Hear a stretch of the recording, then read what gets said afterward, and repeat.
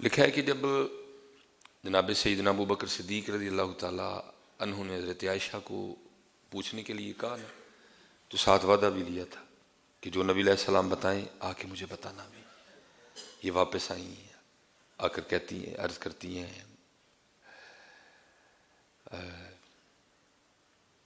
جناب صدیق اکبر رضی اللہ تعالیٰ عنہ کی بارگاہ میں کہ اللہ کے رسول علیہ السلام نے فرمایا ہے کہ اس رات اللہ نے مجھے کہا تھا میرے محبوب میں نے خود پہ لازم کر لیا ہے، میں اس شخص کو بغیر حساب و کتاب کے جنت میں داخل کروں گا جو کسی کا ٹوٹا ہوا دل جوڑ دے گا۔ اب لکھا جناب سیدنا صدیق اکبر رضی اللہ تعالیٰ عنہ رو پڑے۔ جب حضرت عائشہ صدیقہ رضی اللہ تعالیٰ عنہ نے ابو بکر رضی اللہ تعالیٰ عنہ کو روتے دیکھا نا، تو فرماتی ہیں ابا جان آپ کیوں رو رہے ہیں؟ آپ تو دل جوڑنے والوں میں ہیں، آپ تو دل جوڑنے والوں میں، آپ کیوں رو رہے ہیں؟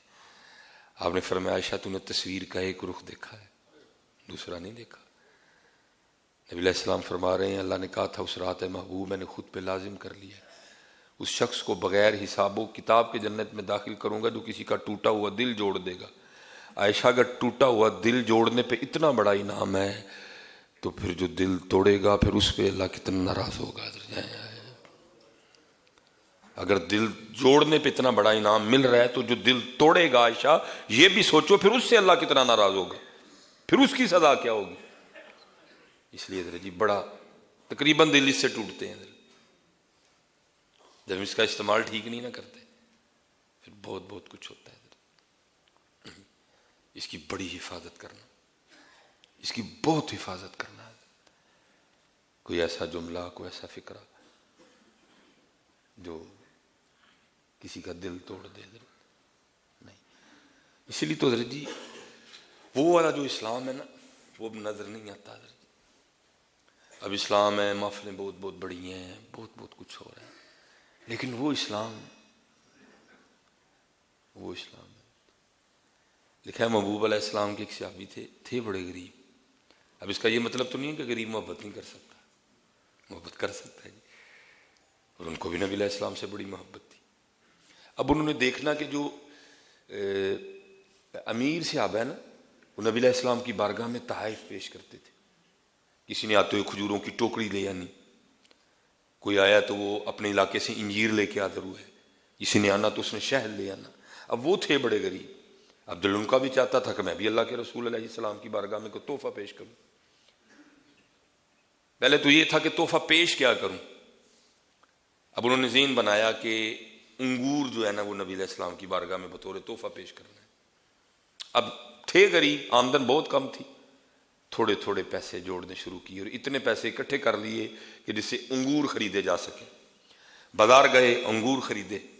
اب کیونکہ پیش کرنے تھے نبی علیہ السلام کی بارگاہ میں، تو جس کو ہم اپنی پنجابی میں کہتے ہیں نا کہ جھوٹے نہیں کرنے ہیں، انہوں نے چیک نہیں کیے کہ انگور میٹھے بھی ہیں کہ نہیں ہیں، نبی علیہ السلام کے لیے تھے، انگور خرید لیے انہوں نے۔ نبی علیہ السلام اس وقت مسجد نبوی شریف میں جلوہ گر تھے، صحابہ حاضر خدمت تھے، انہوں نے آ کر نبی علیہ السلام کی بارگاہ میں انگوروں کا تحفہ پیش کیا، محبوب یہ قبول فرما لیں۔ نبی علیہ السلام نے قبول فرمائے۔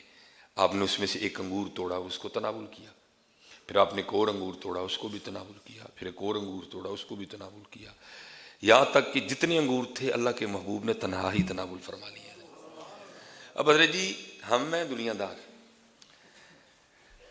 لیکن یہ میری بات یاد رکھیے گا، جو محبوب ہوتا ہے نا اس کی ایک ایک ادا محب کی جان لیتی ہے حضرت جی۔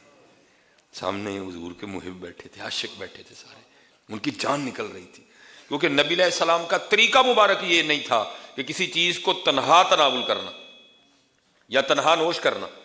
آپ کا طریقہ مبارک تھا، آپ اپنے صحابہ میں چیز کو بانٹا کرتے تھے، چیز تھوڑی بھی ہونی نا، یہ حضور نبی علیہ السلام کے جو ہے نا آپ کی برکت ہوتی تھی کہ تھوڑی بھی کئی ہزار صحابہ کو کفایت کر جایا کرتی تھی۔ تھوڑے ایک پیالہ دودھ کا ہونا، نبی علیہ السلام نے پہلے خود اس میں سے تھوڑا سا نوش کرنا، پھر اس نے چلنا، کئی 100 صحابہ نے پی جانا، کم ہونا تو دور کی بات، دودھ اتنے کا اتنا ہی رہنا حضرت۔ اب صحابہ دیکھ رہے ہیں کہ نبی علیہ السلام جو انگور نہیں عطا فرما رہے، سب دیکھ رہے ہیں انگور بھی وہ ہیں، گچھا بھی وہ ہے جس نے حضور نبی علیہ السلام کے دستے مبارک کو چوما ہے، اس میں سے کئی انگور ایسے ہیں جنہوں نے حضور کی انگلیوں کو چوما ہے، ان میں برکت آ گئی ہوئی ہے۔ اب سب صحابہ آس لگائے بیٹھے ہیں کہ کچھ ہمیں بھی ملے گا اس میں سے حضرت۔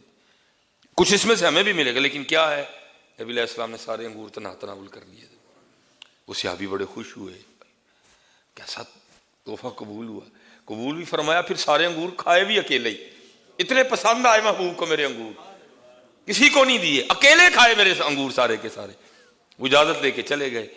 اب جو صحابہ تھے وہ عرض کرتے ہیں محبوب کوئی خطا ہو گئی ہے؟ فرمایا نہیں۔ عرض کی محبوب پہلے کبھی اس طرح نہیں ہوا، کوئی چیز آئی ہو تو محبوب نے غلاموں کو عطا نہ فرمائی ہو، آج پہلی بار اس طرح ہوا ہے کہ سارے کے سارے انگور آپ نے تناول کر دیے۔ ہم تو گھبرا گئے، کہیں اللہ کا رسول ہم سے ناراض تو نہیں ہو گئے، کہیں اللہ کا رسول ہم سے ناراض تو نہیں ہو گئے۔ آپ نے فرمایا نہیں، ناراضگی کی کوئی بات نہیں، اصل میں میرا یہ صحابی بڑا غریب ہے، اس کا جی چاہتا تھا مجھے کچھ تحفہ پیش کرے، تو اس نے بڑی مشکل سے پیسے اکٹھے کیے، بازار سے انگور خریدے، لے کے آیا، کیونکہ انگور میرے لیے لایا تھا، اس نے چکھے نہیں کہ انگور کھٹے ہیں کہ میٹھے ہیں۔ جب میں نے پہلا انگور کھایا تو وہ کھٹا تھا، جب دوسرا کھایا وہ بھی کھٹا تھا، جب تیسرا کھایا وہ بھی کھٹا۔ میں سمجھ گیا اب سارے ہی انگور کھٹے ہیں، تمہیں اس لیے نہیں دیے، اگر تمہیں دیتا تو ہو سکتا ہے کھاتے ہوئے تمہارے چہروں کے زاویے بدلتے، یا تم میں سے کوئی بول ہی پڑتا ہے کھٹے انگور لائے ہیں، وہ تو دل ٹوٹ جانا ہے، اس کا تو دل ٹوٹ جانا تھا۔ میں نے صرف اس کا دل رکھنے کے لیے سارے کھٹے انگور تناول کر لیے۔ وہ نبیوں میں رحمت لقب پانے والا۔ اب ہمارے بچے بدتمیز ہیں حضرت، اور ہم پتہ کہ نہیں بولڈ نے بڑے بدتمیز نے حضرت جی، کوئی ادب لحاظ نہیں ہے ہمارے بچوں کو، اور ہم بڑے خوش ہیں۔ یہ تھا، یہ ہے نبی علیہ السلام کا اسلام، پردہ داری، دل جوئی، سارے کھٹے انگور اللہ کے محبوب نے تناول کر لیا۔ وہ نبیوں میں رحمت لقب پانے والے، مرادیں غریبوں کی بھر لانے والے، وہ اپنے پرائے کا غم کھانے والے، اتر کر ہرا سے سوئے قوم آیا، ایک نسخہ کیمیا ساتھ لایا ہے۔ آؤ یار کچھ اپنے کنڈے چنیے حضرت جی، اور کوشش کریے کہ لوگ ساڑیاں زبانہ تو محفوظ رہنا حضرت جی۔ وما علینا الا البلاغ المبین۔